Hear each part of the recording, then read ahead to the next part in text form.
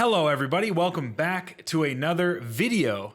I'm doing well. Thank you so much for asking. I love having imaginary conversations with you guys over the camera and computer screen. It's a lot of fun.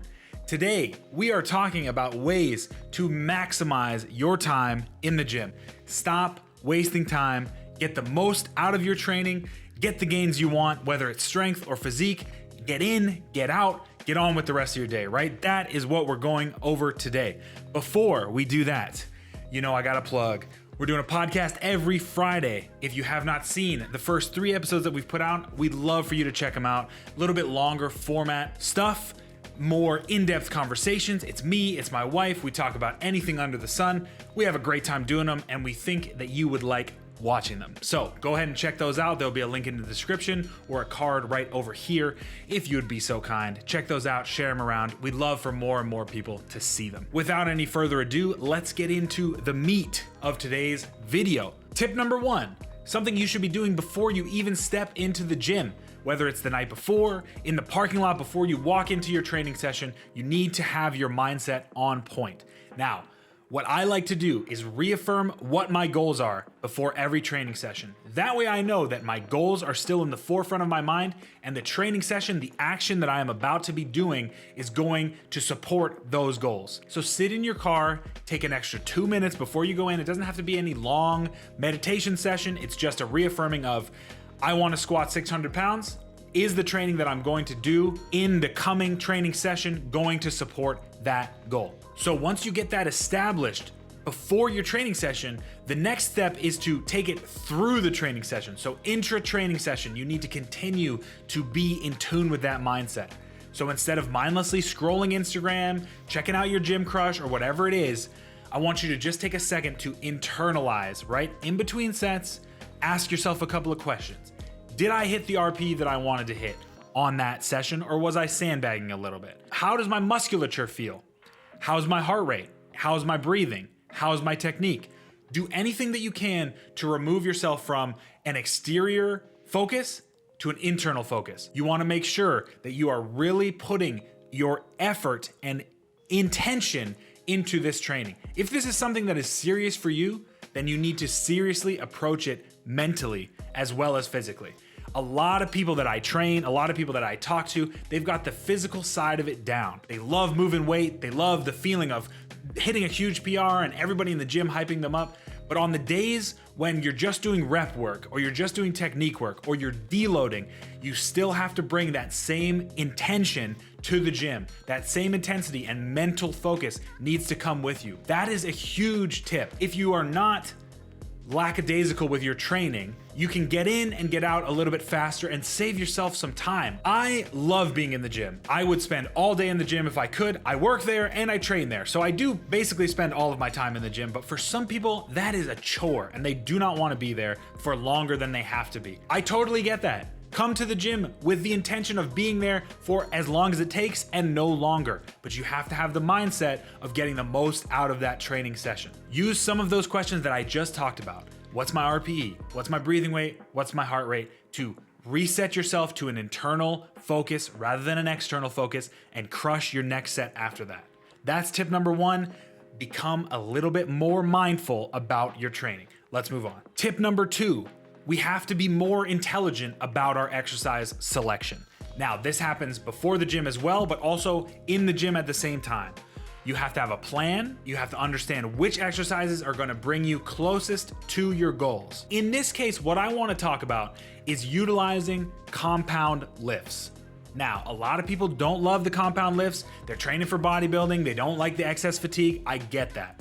But I still think that if we're talking purely bang for your buck, the compound lifts are going to do more in a shorter amount of time than doing a bunch of isolation lifts. Let me show you how. So we're doing a push workout. We walk into the gym, it's chest, triceps, and shoulder day. Excellent. A great day, one of my favorites. Now, because you have adequately determined what your weekly volume is going to be, if you haven't done that, check out my volume video right here.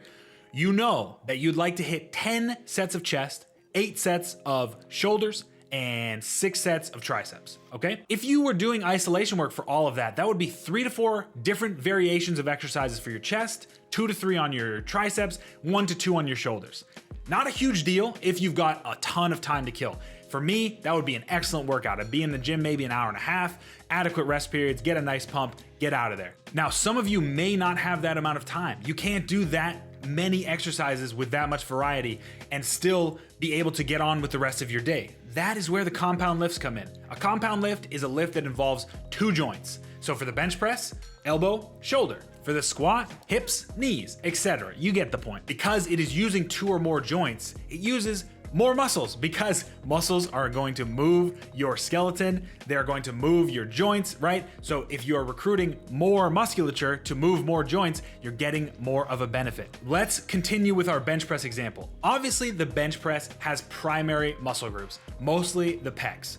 But to perform a proper bench press from chest to lockout, you also need to engage the front delts and the triceps. So, something to think about, and a way that I have heard it explained, is when you're calculating overall set volume for a compound lift, your primary musculature, so on the bench press, the pecs, is getting 1-to-1 for sets. So 1 set of bench press is 1 working set of chest. For your secondary muscles, your front delts and your triceps, it can be easy to think about it as maybe a half set. So if you're doing 4 sets of bench press, you're getting 4 sets of working weight on your chest, on your pecs specifically, and you're getting 2 for your front delts and your triceps. It's not a perfect 1-to-1 correlation, but I think it's a good way to start to think about overall volume when utilizing the compound lifts. Now, obviously, we'll still need to do some isolation work for those secondary muscles, the triceps and the front delts, but we've already gotten 2 of our total weekly sets out of the way, so that removes the need to do an extra exercise or an extra movement, thus spending less time in the gym. You're in, you're out. Now, that's not even to talk about the other incredible benefits that compound lifts offer you. This is just from a pure time perspective. As you know, I'm a compound lifts fan. I'm a power lifter, so I love the big 3, but the row and the overhead press and any compound lift that you can be doing safely, I think you should be doing, because they are just too much benefit to leave them out of a program. At least give them a shot and see how you feel. Now, tip number 3 is gonna go a little bit against our second tip, because as great as the compound lifts are, there are some aspects of the musculature that are just not adequately stimulated by the compound lifts. I know it's blasphemy, but it is true. There are some trainers and there are some coaches that say all you need is the compound lifts, and there are some that say all you need is the isolation lifts, the machine work, single joint movements. Again, it's somewhere in the middle. We can't be to either extreme. I love using the compound lifts, but I also understand that isolation work is necessary and single joint movements is also necessary. A great example of this is the squat. Now, if we look at a quadricep, there are 4 heads to that muscle. 3 of those heads are very adequately stimulated by a squat. One of them, the rectus femoris, which is closer to the knee, is not very stimulated. It is a little bit, but not as much. And so if we're talking about optimal hypertrophy, we may need to add another exercise. In comes the leg extension. Perfect. That is a much better way to stimulate specifically the rectus femoris than the squat. So putting them together is going to be a great all-around quad workout. You may say, okay, well, we're back to the same problem of I have to do a ton of isolation exercises. I can't get in and out of the gym fast enough. In steps the beautiful, wonderful superset or cluster set. All this is a 2 exercises, 3 exercises grouped together, done back to back with 1 rest period after you finish either the 2 or the 3 sets that you're doing.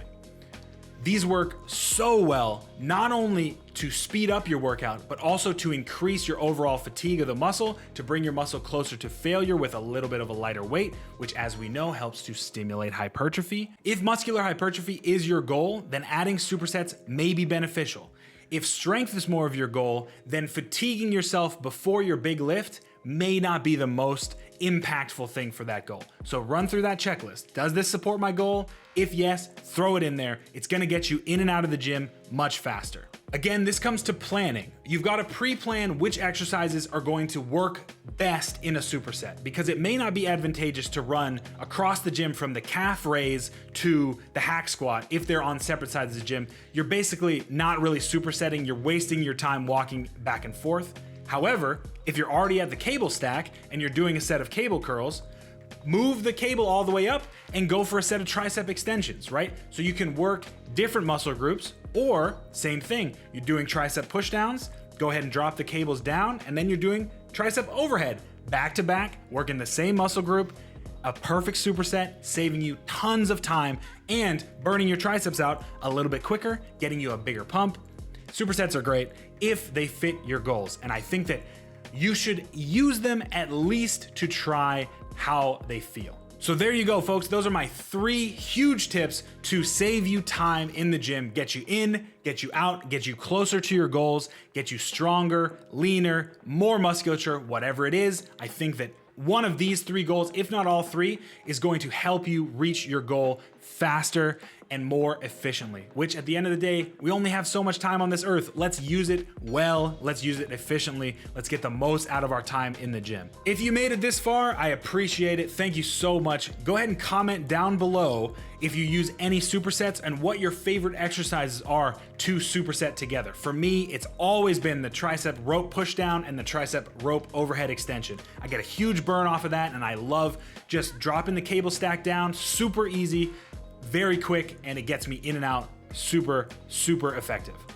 Go ahead and tell me which ones you like. If you liked the content, give the video a like, share it around, subscribe to the channel. We're getting close to 100 subscribers, which is absolutely awesome. Appreciate you guys being here, supporting the channel. I'm gonna keep putting out that content, so come on back. We got a podcast coming out on Friday, new videos every Monday.